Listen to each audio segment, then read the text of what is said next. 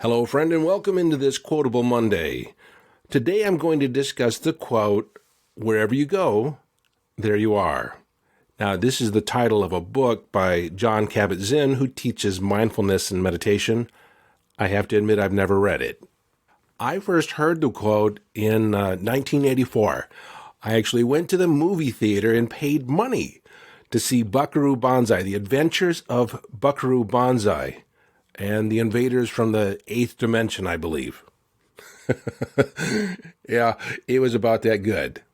But there was a quote in there that just tickled me when I heard it. It made me think. He said, "Don't be mean, because remember, wherever you go, there you are." So this is a theory of location, and it does have implications for mindfulness, and I'll touch upon that. But when I heard it, I thought about other things. And so in this episode, like I do or attempt to do in each and every Monday, is provide a quote and then dive a little deeper from my perspective on what that quote means and how it may apply to your life. Now, quotations from other people, other experts, authors, thinkers out in the world have been very instrumental in my growth. I love actually looking up different quotes about different topics and finding out what the thinking is, what has been the thinking over the millennia, over the years. And in this day and age, it's a lot easier. You just type it into Google and do an internet search, and you have all these quotes pop up. And there's multiple websites. But it's important, with all these different people quoting things and, quoting without attribution, sometimes these quotes get misattributed, like they credit the wrong person. And so I always like to go back and find out who said it first, where in history was it first stated, what was the context, because oftentimes it's used in different contexts, just like today, wherever you go, there you are. Jon Kabat-Zinn used it in a context applying to mindfulness and meditation. Well, it wasn't necessarily meant that way when it was first talked about in the 1400s. It was more about sin and being unable to escape suffering as a human being. From the context that as a human being, suffering is the innate nature of the experience. And try as you will, there's just no escaping it, because wherever you go, there you are, because you are the source of your own suffering. Because in the context of law of attraction, manifesting, everything that shows up in your life is a result of the thoughts that you are thinking and the emotions that you're feeling. You are at cause. And so if you are the experiencer of suffering, it's because of where you are focusing your mind. It's the thoughts and things you're visualizing, the things you're saying to yourself that ends up creating a feeling state of suffering. While the original context of this quote talks about suffering, my perception of suffering is a lot different than the way it was stated, and I've addressed that many times before. Essentially, we suffer when we think we should have, could have changed something, or something should not have happened the way it happened. When we can be in a mode or a mindset of acceptance, it is what it is, then we can deal with that. There's nothing to resist. There's no suffering. We accept it. We don't have to like it, but we just accept it as it showed up. Now, how this applies to manifesting, creating your life, and law of attraction. There is an idea floating around there, and you may have attached to it at one point or another, and it is the idea that the circumstances provide happiness. If this happens or X happens, then I will feel fulfilled. I'll feel wonderful when the money shows up.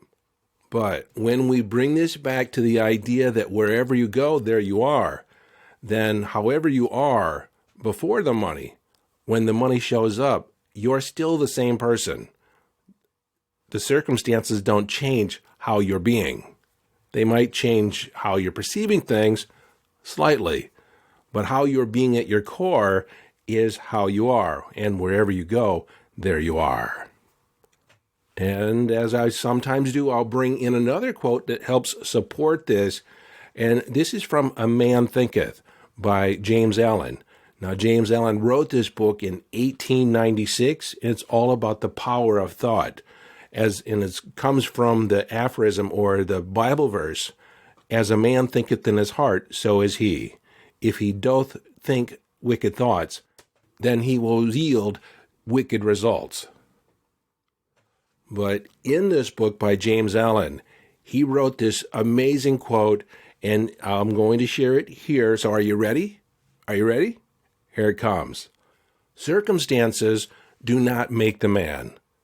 They reveal the man. Now, we can change this into person. So circumstances do not create the person. Like, you don't become better because you went through a particular circumstance. By going through a particular circumstance, you reveal the character, you reveal the attributes that were already within you. You may have stepped up to the plate. You may have called forth resources that don't normally get called into being, but it wasn't the circumstances that created it within you. The circumstances revealed what was in you all along. This phenomenon is exactly why I love for things to go awry. When I'm traveling with a group of people, when I'm in partnership with somebody, I like it when things go off cue, when they go awry, when they're not going as planned, because it's actually an opportunity to see what's inside this person. How do they respond when things are not going right, when things are not going exactly to plan? Do they get frustrated? Do they get angry? Do they adapt to it? Do they fold up their tent and go home? It reveals their character, because wherever you go, there you are.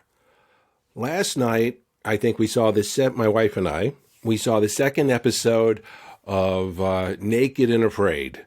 Now, if you're not familiar with the TV series, it's a reality TV show.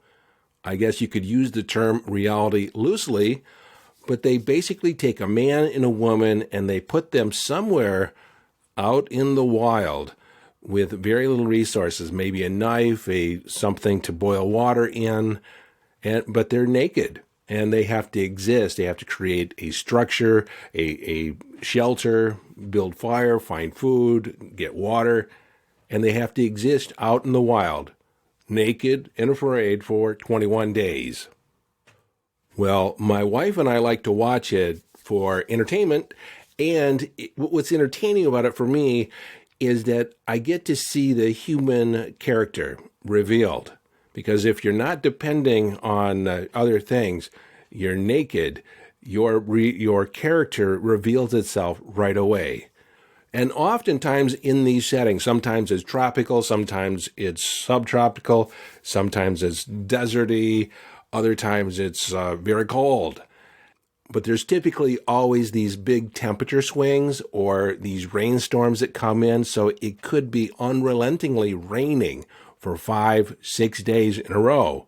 And they're living in water, and they have to contend with insects and ants and biting insects and thousands of insect bites all over their body. It's uncomfortable, to be sure.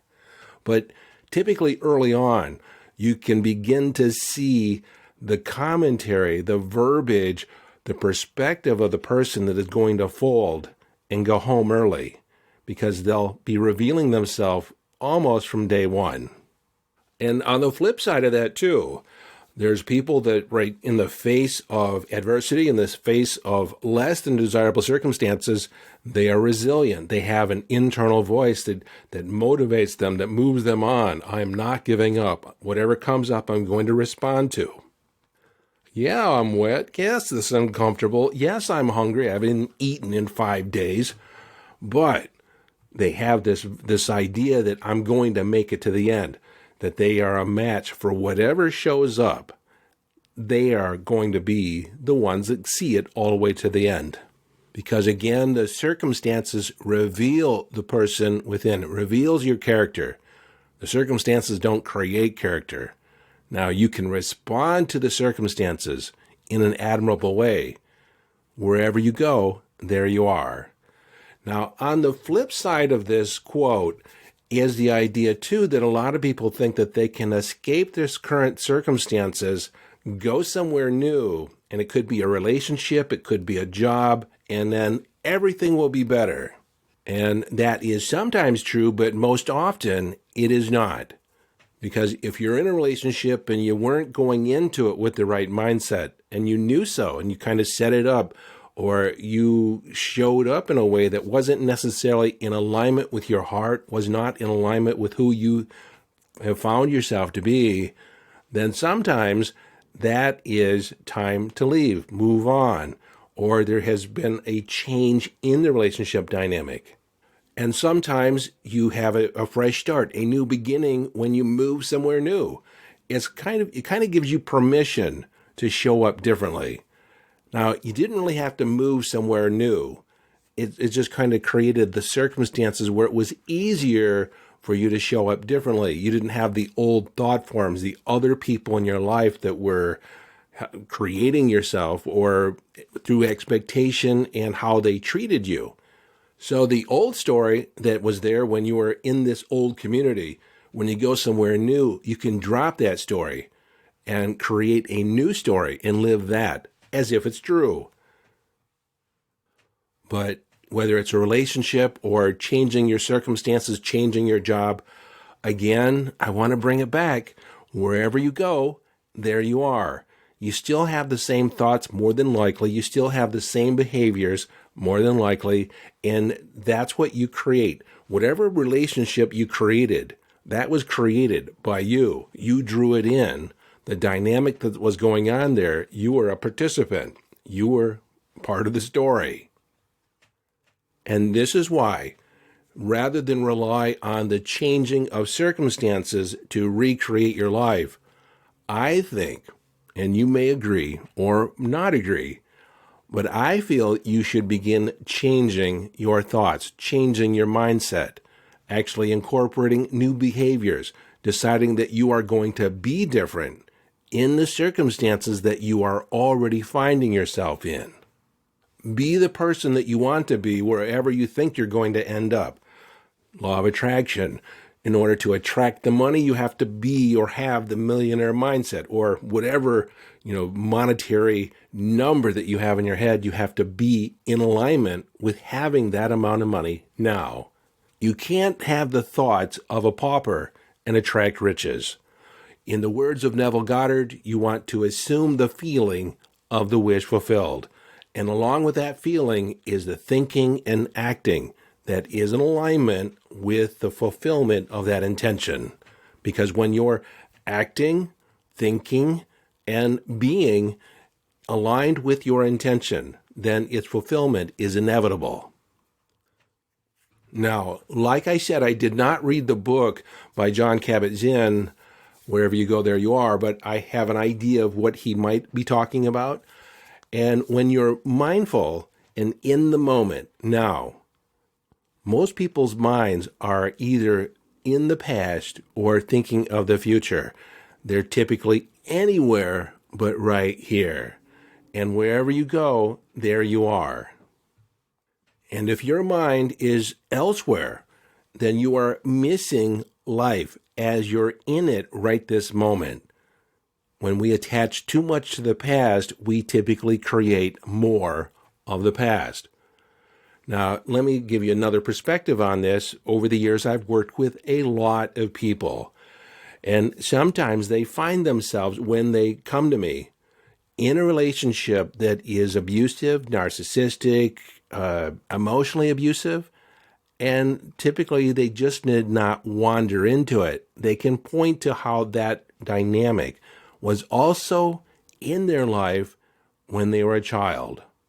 And that trauma, their relationship to that trauma, meaning what did they make it mean about them? What did you make it mean about your life?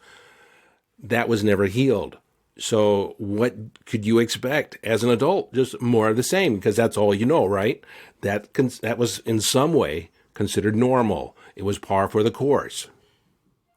And as a consequence, they step into another relationship as an adult that is a mirror or an echo of how it was when they were a child. And then if they flee, like if they have the presence of mind to get out of that relationship, but if they don't heal, then they will attract another dynamic of a similar nature. I remember a woman asking me, why do I keep attracting the same man, the same person, the same dynamic over and over and over again? It's not the same man, but the same dynamic. And I basically told her exactly what I just said. You've not ever healed or decided to be different in a relationship. So you keep attracting the same dynamic because you're the same. This is where we take just a little bit of a twist on this wherever you go, there you are. Because a lot of times we can stand right here in this moment and say, because of my past, this is why I have this result today, right now. But in this mindset, you're blaming your past for your present circumstances. And the implied statement, the implied, not spoken, the assumed idea is that if this moment, and if we're blaming that, the past for the results that are occurring right in this moment, the implication is, without saying it, is that you're expecting more of the same. I can't help it. I have bad programming. But in the words or the context of the quote that we're talking about, wherever you go, there you are. Where are you right now? You're right here. You're not in the past.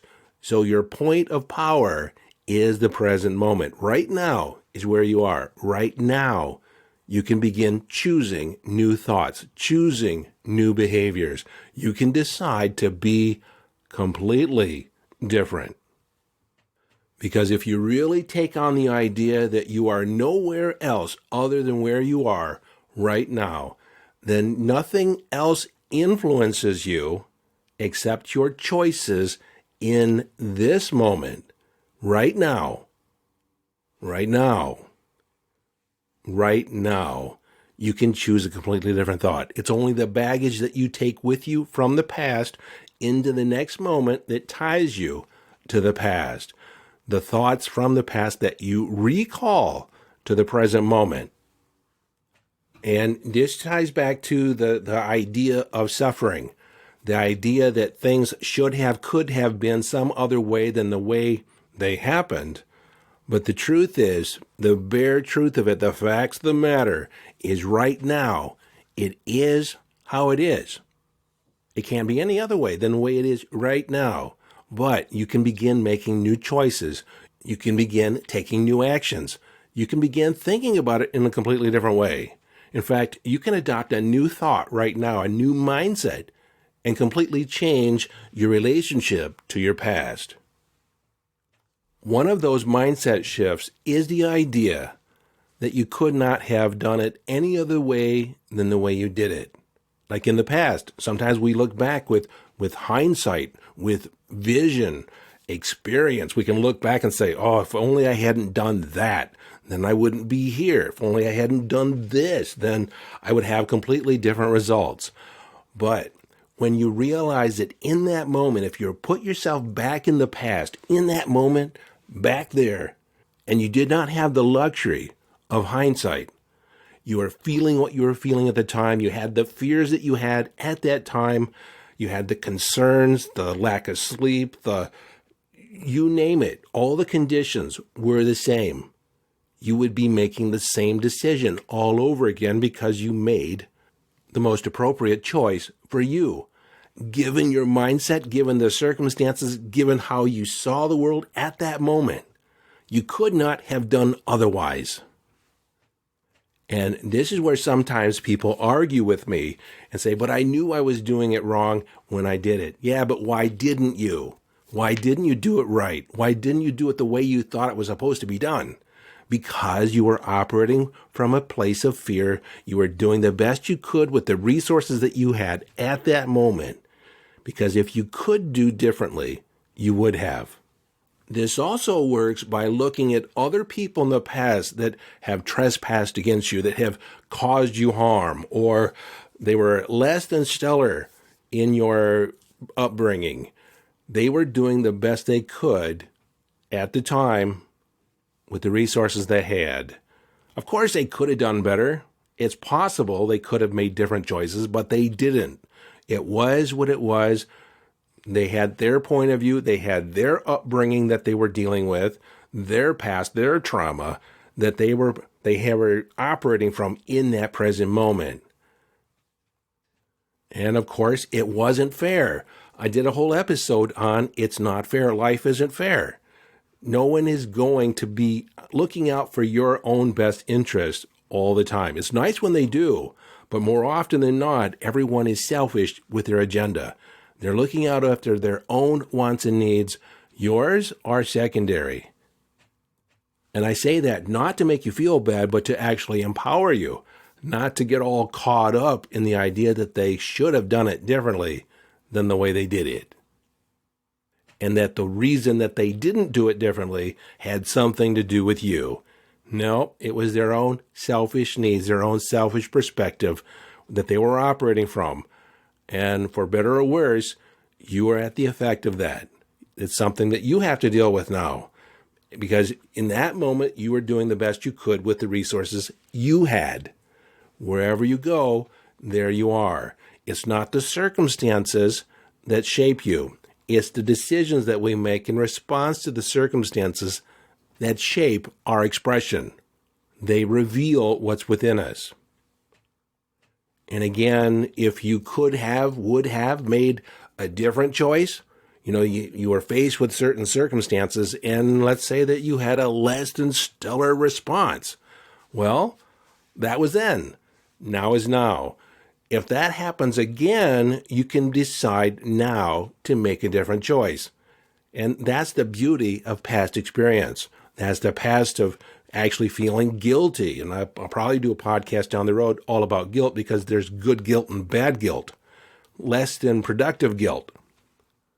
But to sum it up right now, if you look back in the past and you feel guilty about your behavior because you weren't necessarily considering other people, maybe you were extremely selfish, you caused some harm, that guilt is a good thing because you won't do it again.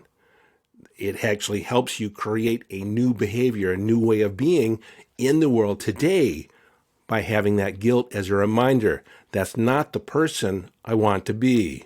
It's who you were then based on your perspective, based on whatever, a lot of people are operating from trauma in those early experiences, and they make less than effective choices. But it's in that hindsight, it's in that reflection of looking back and comparing it to the vision that you have for your life, the vision for who you want to be in the world, the expression that you want to have with those around you, and you can, from this day forward, make a new choice, but not necessarily make yourself wrong for the past, like you were somehow defective. You were doing the best you could with the resources you had. Not to say it was the most elegant expression, but it was what it was. And wherever you go, there you are. And this is not reflecting too much on the past or letting the past inform who you are today. It's the choices in this moment, right now. The choices in thought, the choices in behavior, and how you want to be, the emotional expression that you're putting forth. The power is yours to make a new choice, to right now create the life that you want. Until next time, this is your friend and host, Daniel Denovi, urging you to follow your bliss. Live your life from inner signals. Be inner directed as you engage in the epic adventure.